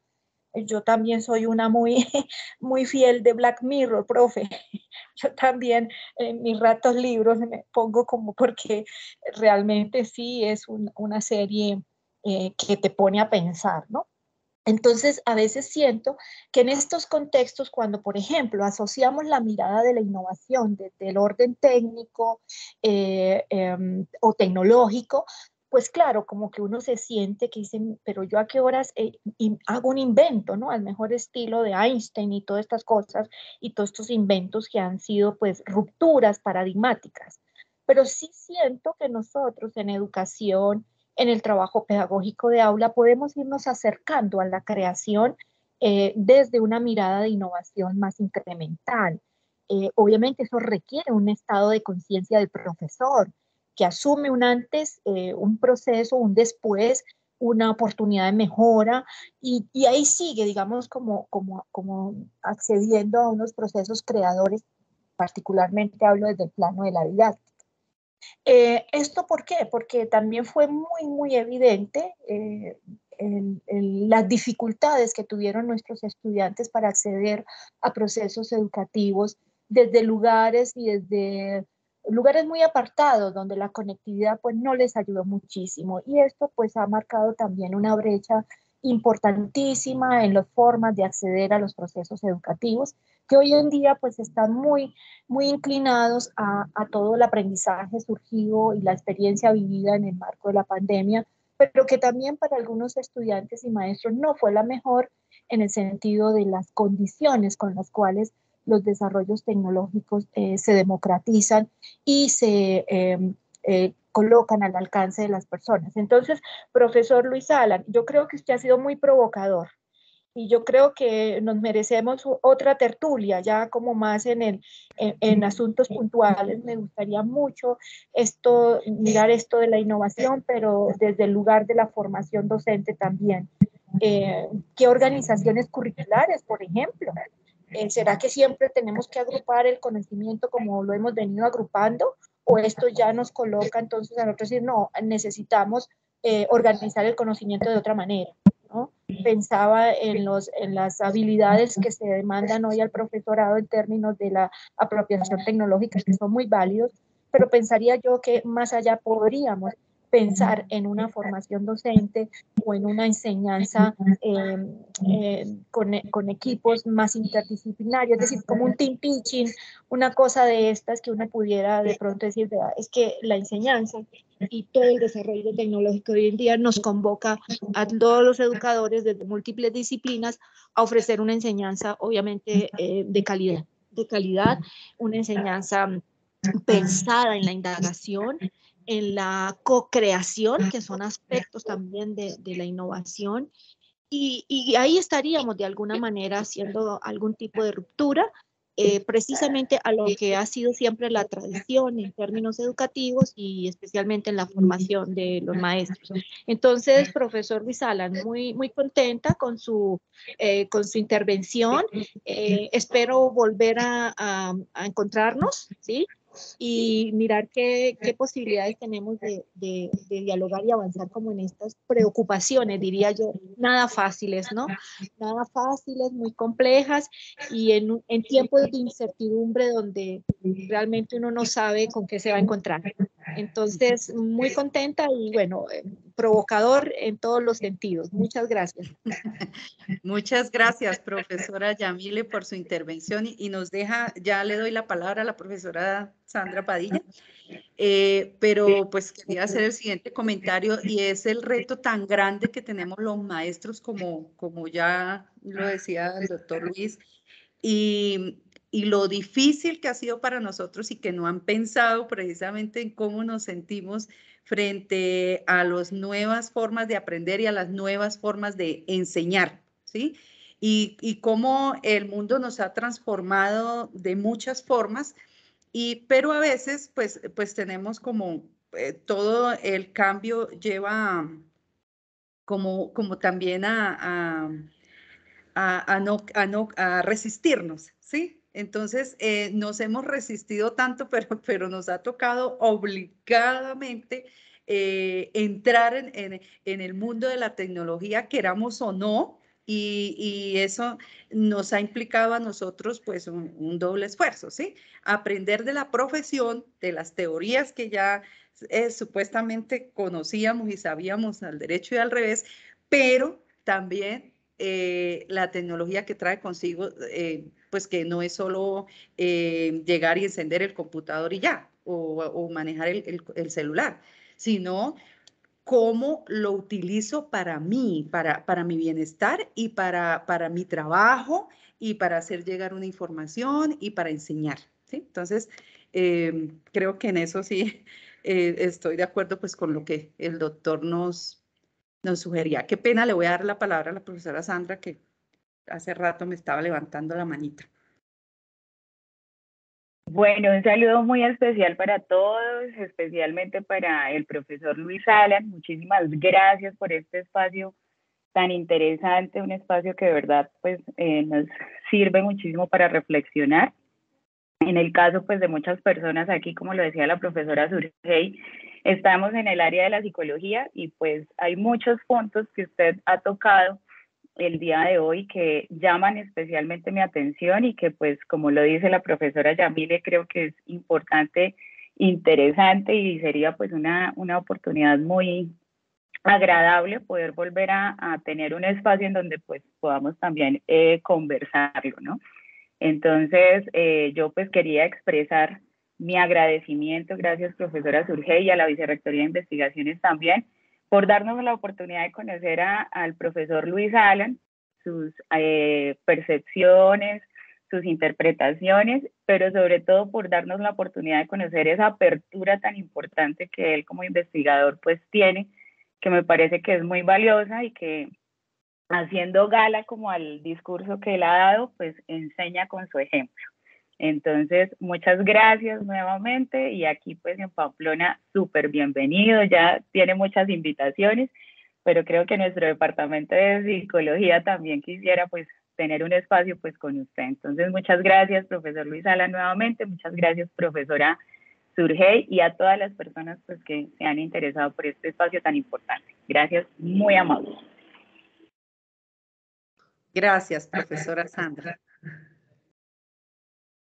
Al igual también, bueno, no sé, antes de retirarnos, yo agradezco mucho, al contrario, a la doctora Sandra, a la doctora Yamile, y también a todos y cada uno de los colegas que estoy viendo los mensajes. Lamentablemente no puedo contestar todos en el chat, pero en verdad el agradecido soy yo. Y claro que sí, por supuesto, para mí va a ser un honor estar en algún momento, en una nueva ocasión con ustedes, analizando, reflexionando. El campo de la psicología a mí me apasiona mucho, yo tengo mucho reconocimiento por ese campo de estudio, ¿no? Que se relaciona de una u otra forma con mi formación como interventor educativo, se relaciona mucho con la psicología clínica, la psicología educativa, entre muchos otros elementos, ¿no? Para mí va a ser una gran oportunidad de analizar la cuestión que decía la maestra Yamile sobre la innovación curricular. Ahí estaremos hablando de esta flexibilidad curricular que se está hablando a nivel internacional respecto al blockchain. No sé si ustedes han escuchado hablar de esta nueva modalidad, romper este escenario modular de las materias para darle la oportunidad al estudiante de elegir a partir de un abanico muy grande, no solamente de la institución, sino de otras instituciones con las que se pueden hacer convenios, qué le interesa aprender para desarrollarse en un campo de especialidad del blockchain. Es un tema muy importante. Ojalá en algún otro momento podamos hablar de currículum, y yo considero que vendría muy bien también ese escenario. Pues agradezco mucho, yo creo que ya estoy siendo muy mal educado en abusar de la palabra. Muchas gracias a todos, y pues doctora Surgey, muy amable por la invitación, a todas las autoridades de nuestra Universidad de Pamplona, y ojalá que en un futuro próximo nos podamos ver nuevamente. Creo que sí nos vamos a seguir viendo, porque la Universidad de Pamplona y su universidad pues estamos en proceso de firmar un convenio. Es correcto. Entonces, pues doy gracias en nombre del Departamento de Pedagogía, Educación Especial y Ciencias Sociales, del CIFA, del Comité de Investigación de la Facultad, y precisamente en este cuarto ciclo de conferencias de formación en investigación, pues el primer departamento que iniciaba y la apertura la daba el Departamento de Pedagogía. Entonces, creo que estuvimos muy bien representados. Muchísimas gracias. Y muchas gracias a Daniel, de soporte de la Vicerrectoría, que nos estuvo acompañando todo el tiempo.